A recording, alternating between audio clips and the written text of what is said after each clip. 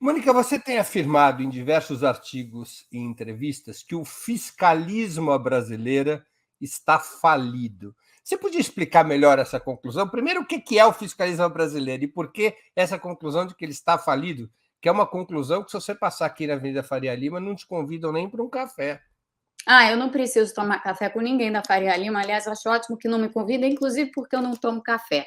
Então, não tem problema nenhum com isso. Mas preferiria um chá, que eu tenho certeza que o povo da Faria Lima não toma. Mas no que diz respeito a fiscalismo, o problema do que a gente chama de fiscalismo no Brasil é que ele é unidimensional. Ele só enxerga uma coisa, assim, na frente, que é a seguinte: precisamos de responsabilidade fiscal, mas é responsabilidade fiscal definida de uma forma muito, muito estreita. Então, o que é essa responsabilidade fiscal? Ah, é a entrega de. Aí alguém vai dizer, são superávites primários elevados. Só para lembrar para todo mundo o que é um superávit primário, lá no meu canal do YouTube eu faço, às vezes, uma espécie de glossário assim, desses termos para o pessoal entender. Mas o superávit primário é simplesmente um resultado positivo nas contas públicas quando você considera receitas menos despesas, sendo as despesas, todas as despesas que o governo faz, menos aquelas com a dívida pública. Então, menos o pagamento de juros, menos o pagamento de amortizações. Então, alguém vai dizer para você assim: é preciso que a gente tenha superávites primários para que a gente possa ter um controle do endividamento público. E aí as pessoas vão botar todo o foco no endividamento público e vai ficar aquela coisa: se a dívida subir, isso deve acabar gerando uma situação mais complicada para o Brasil, e aí pode ser que a gente tenha que aumentar ainda mais os juros, o que prejudica a economia. Aí tem várias historinhas que surgem, né? Essas historinhas que aparecem, em grande medida, elas ignoram assim todo o processo de amadurecimento da economia brasileira que ocorreu nas últimas 3 décadas, porque todos esses argumentos aí estão baseados assim em economia dos anos 90. Tá? Não à toa, muitos deles são articulados por pessoas que participaram do governo lá atrás, nos anos 90, e continuam até hoje. Fui isso, fui aquilo, mas foi lá atrás, tem mais de 30 anos já.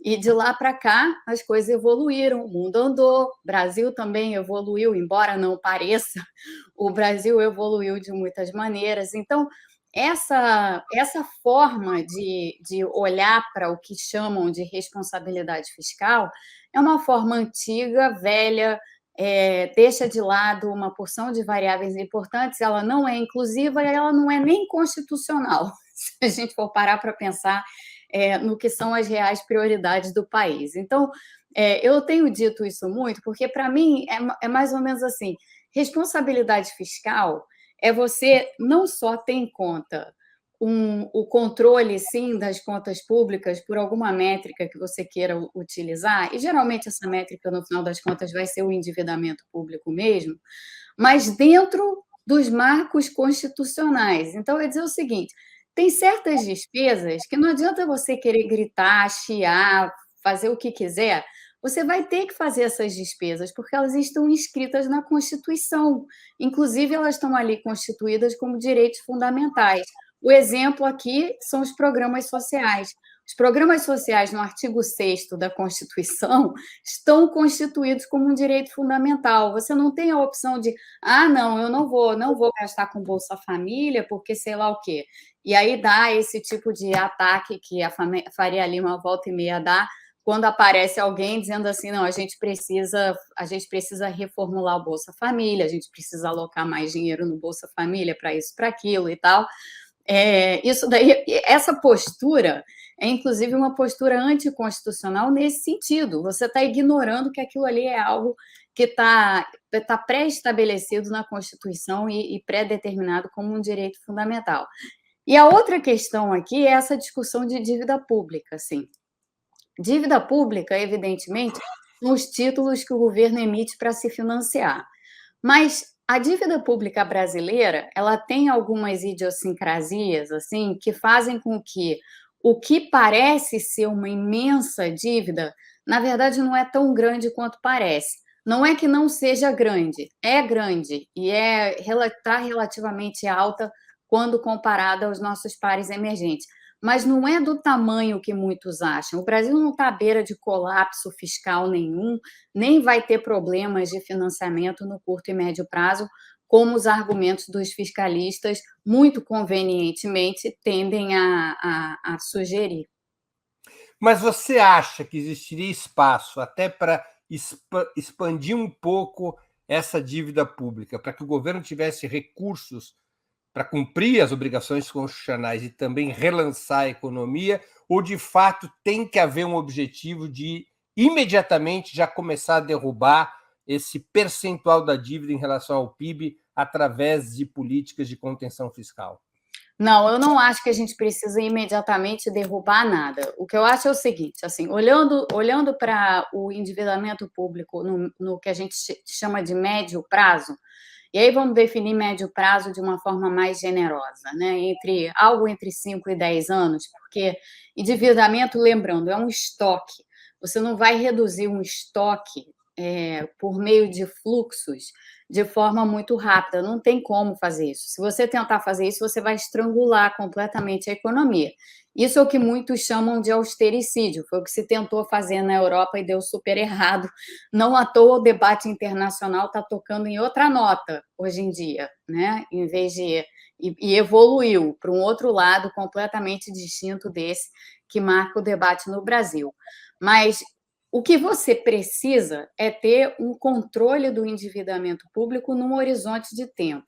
O que não significa ter limites de endividamento, nem nada disso, não. Aqui nos Estados Unidos, por exemplo, tem um limite de endividamento pré-definido que causa problemas a todo momento. Agora, por exemplo, tem uma briga entre os democratas e os republicanos, porque é preciso elevar esse limite, e aí vem a briga política, tudo para, e aí fica aquela coisa, será que será que o governo vai ter que parar de funcionar? Será que vai ter shutdown do governo e tal? Então, o limite de endividamento sempre dá problema.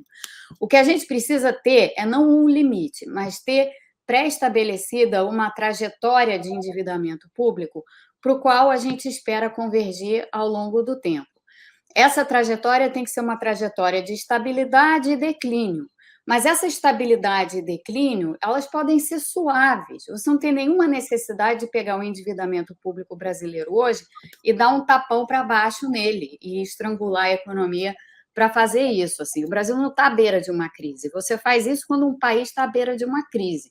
Quando um país não está à beira de uma crise, é financiado na sua própria moeda, não apresenta qualquer tipo de risco externo, menos ainda de risco externo, porque lembrando que o Brasil não tem dívida externa, a dívida brasileira é toda denominada em reais e a maior parte delas está nas mãos de residentes. Tem uma parte que está na mão de não residentes, de investidores estrangeiros, mas boa parte está na mão de residentes.